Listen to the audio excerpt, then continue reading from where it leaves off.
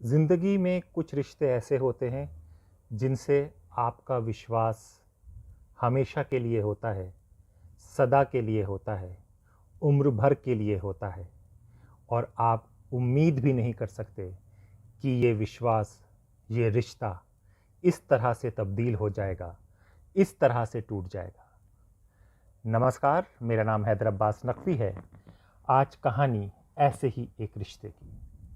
ये कहानी दिल्ली से सटे एक शहर की है, जिस शहर को गुरुग्राम कहते हैं। गुड़गांव पहले कहते थे। गुरुग्राम में आपने एक फिल्म भी देखी है, पंकज त्रिपाठी ने जिसमें अभिनय किया है। इस शहर इमारतों के लिए जाना जाता है।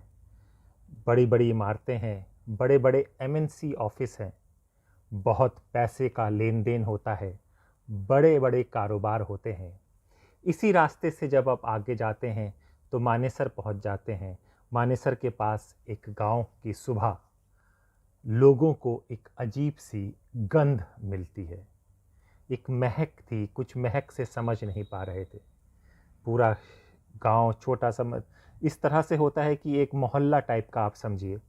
उस मोहल्ले के लोग कहते हैं कि बहन जी बहुत बदबू सी महक सी आ रही है, क्या क्या कोई गैस तो लीक नहीं हो गई? क्योंकि गैस लीक होने के अभी कुछ केसेस सामने आ रहे थे, तो सबको लगता है कि हाँ कोई गैस लीक हो गई है। फिर बच्चे बताते हैं कि मम्मी ताई उस तरफ कुछ चीज़ जल रही है। तो वो जाते हैं तो वो एक खाली प्लॉट होता है। अब खाली प्लॉट में एक पॉलीथीन बहुत बड़ी सी होती है और उसमें धुआं सा, जैसे जलने के बाद जो थोड़ा सा धुआं होता है, वो चीज़ें उठ रही थी, यानी कि कोई चीज़ जल रही थी, बुरी तरह से पक रही थी।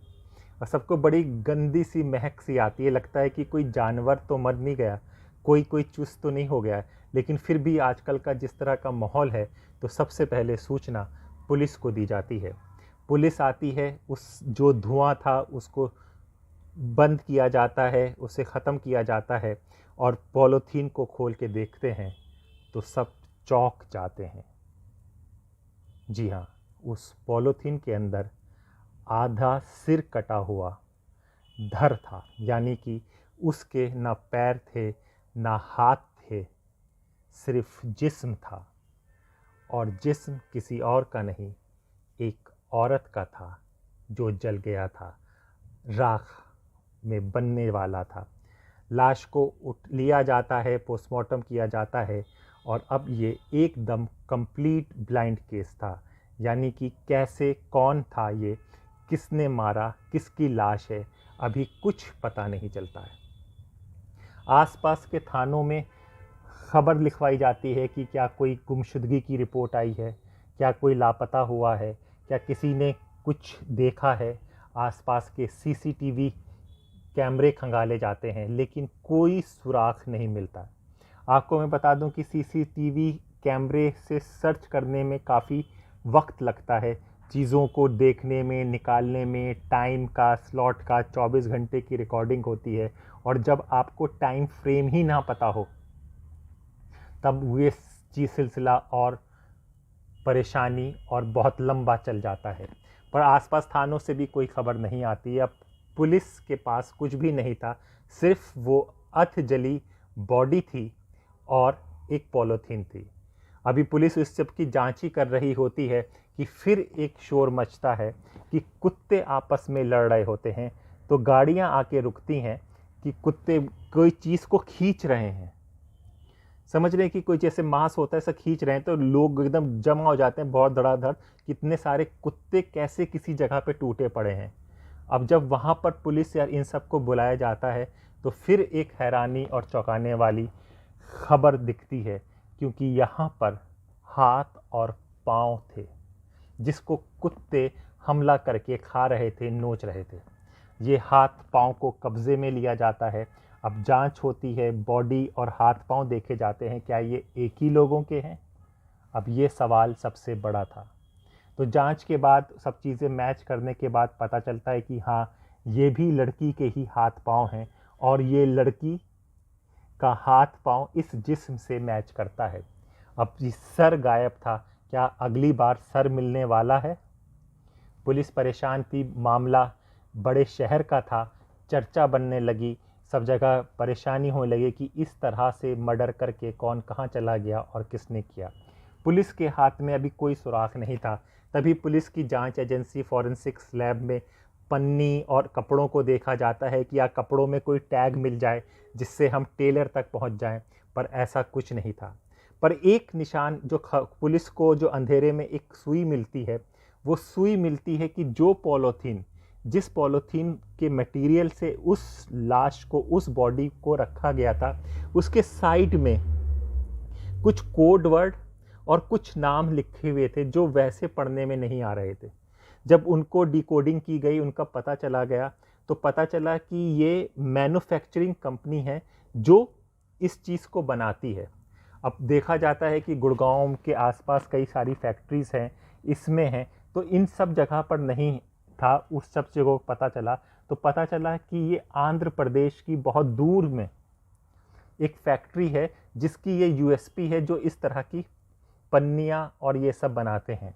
अब यहाँ से गुड़गांव से पुलिस ऑफिशियल कुछ मेल पे होता है, कुछ उस पर होता है, कुछ पर्सनली जब वहाँ पर जाकर पता करते हैं तो वो कहते हैं कि साहब ये हम ही लोग बनाते हैं, लेकिन ये पब्लिकली नहीं है, यानी कि ये चीज़ आपको किसी दुकान या होलसेल्स मार्केट या किसी रिटेल शॉप में नहीं मिलेगी, क्योंकि ये हम लोग ऑर्डर पे बनाते हैं और इसका जो ऑर्डर हमारे पास आता है वो डिफेंस से आता है, यानी कि डिफेंस से इसका ऑर्डर आता है और डिफेंस में जो नेवी विंग है वहाँ पर ये चीज़ हमारी सप्लाई होती है। अब पुलिस के पास सोचने के अलावा कुछ नहीं था, क्योंकि गुड़गांव जैसी जगह पर ऐसा कोई भी नेवी बेस नहीं था। जैसे मुंबई में तो कोलाबा में है, लेकिन गुड़गांव के पास कोई ऐसा बेस नहीं था।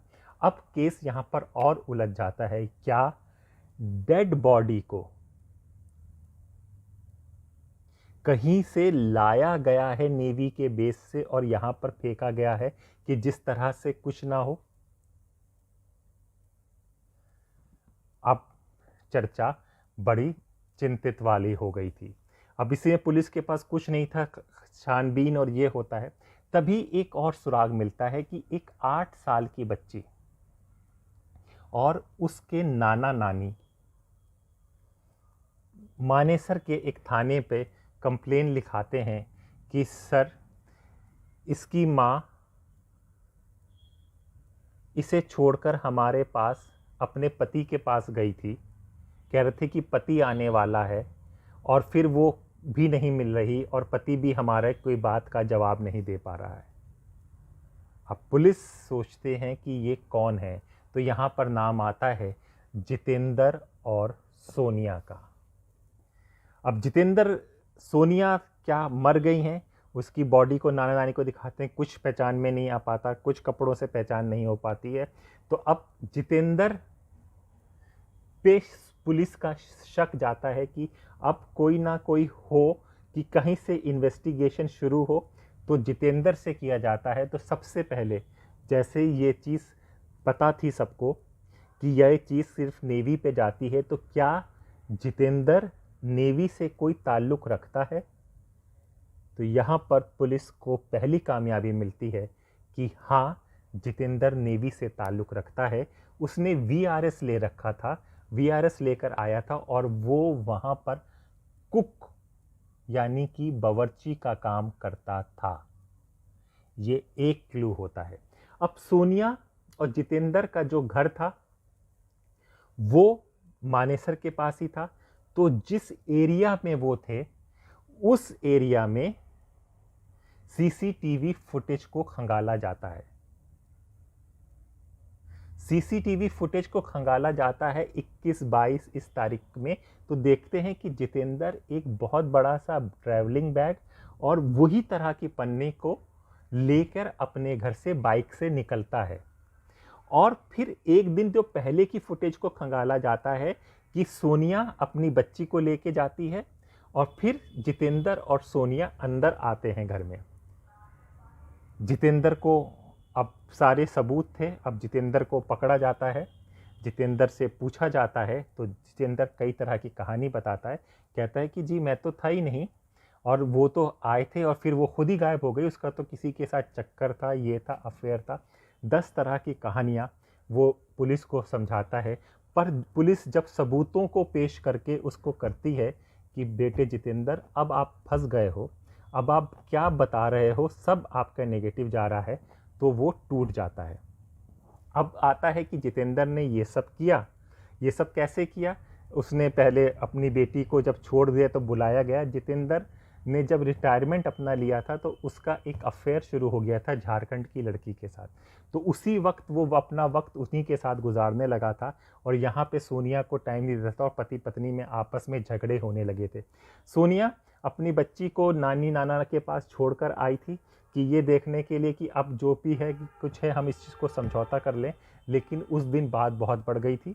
इसने सोनिया को जो बुचर नाइफ होती है, यानी कि आप जानते हैं कसाईयों के यहाँ के जो बड़ा सा लोहा होता है और उस पर डग डग डग डग करके कीमा बनता है, उससे उसका कत्ल करते हैं। उसके बॉडी के टुकड़ों को काटता है, डिफरेंट जगह पर फेंका जाता है, जलाया जाता है पुलिस को गुमराह करने के लिए। इस तरह का पूरा षड्यंत्र रखता है कि अगर डेड बॉडी और ये सब चीज़ें नहीं मिलेंगी तो पुलिस इन्वेस्टिगेशन भटकती रहेगी और वो झारखंड में अपनी प्रेमिका के साथ जाकर अपनी ज़िंदगी का गुज़र बसर कर लेगा। तो ये एक पूरा ब्लाइंड मर्डर केस था जिसे पुलिस ने बाखूबी से, एक जरा सा नोट मिला था पॉलीथीन से, उस नोट को पाकर पुलिस ने पूरा केस, पूरा मर्डर को सॉल्व किया। लेकिन आप हैवानियत देखिए कि किसी की एक 8 साल की बच्ची है और वो इस तरह से काट पीट कर अपनी बीबी को ख़त्म कर देता है। यही रिश्तों की एक बुनियाद होती है, विश्वास होता है। सोनिया ने जितेंद्र से विश्वास करके शादी की, उनका बच्चा हुआ, और अगर नहीं बन रही थी, अलग होने के तरीके होते हैं, कानून है, उससे है। लेकिन जितेंद्र ने दूसरा तरीका अपनाया और आज जितेंद्र भी जेल में है, सोनिया जा चुकी हैं। जो मोहब्बत झारखंड में है वो भी अकेली हो गई और सबसे ज़्यादा जो नुकसान हुआ है, जो सबसे ज़्यादा तकलीफ़ में जो जिएगा, वो 8 साल की वो बच्ची बड़ी होगी। और कैसे आप समझ सकते हैं कि वो क्या ज़िंदगी होगी जब पूछेंगे कि तेरा बाप, फादर कौन है, मदर कौन है। कितनी बार वो कितने लोगों को क्या क्या समझाएगी, क्या क्या बताएगी। तो ये इस तरह से कहानी ये शुरू होती है कि एक डेड बॉडी मिलती है, डेड बॉडी के अंदर एक लिखा होता है, उस लिखा से विशाखापट्टनम की तरफ जाते हैं जहाँ पे फैक्ट्री होती है। उससे पता चलता है कि ये तो हम लोग नेवी को करते हैं। फिर गुमशुदगी की रिपोर्ट को देखा जाता है, गुमशुदगी रिपोर्ट को आता है कि एक सोनिया नाम की लड़की जो 30 साल के करीब की है वो लापता है। तो उसका पति क्या होता है, फिर सीसीटीवी फुटेज खंगाली जाती है। सीसीटीवी में जितेंद्र की गतिविधियां संदिग्ध लगती हैं और उसको अरेस्ट किया जाता है और फिर पुलिस उससे कबूल करता है कि उसी ने अपनी पत्नी सोनिया को मारा है। तो ये इंडिया लाइफ में आपने सुना। मैं हैदर अब्बास नकवी। इसी तरह की कहानियाँ जो एक संदेश दे सकें, जो हमें सतर्क कर सकें कि हमें अपना कदम फूंक फूंक के रखने हैं, संभल के रखने हैं, और किस तरह से हम एक अच्छी ज़िंदगी जी सकें। तब तक के लिए नमस्कार।